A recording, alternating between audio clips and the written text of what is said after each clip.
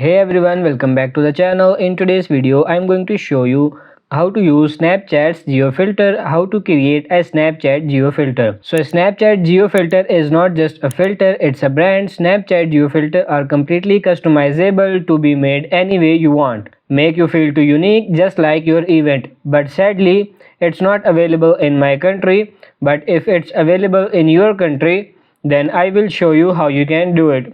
Go to any browser and then you have to search for snapchat.com/geofilter and it should send you to this home page. Now all you have to do is scroll down and tap on this learn more on filters, which will directly send you to this option. Now as you can see, you have to tap on this create now, but it doesn't create because it's not available in my country. But if it's available in your country, then tap create now, or you should have an option that says personal options and tap on submit now. From there you are given 4 steps to complete your upload. Now just select your own and a dialog box should appear asking to select your geofilters. Now just select the geofilter file you created and click choose. Then give your filter a name and select the start date and time as well as end date and end time.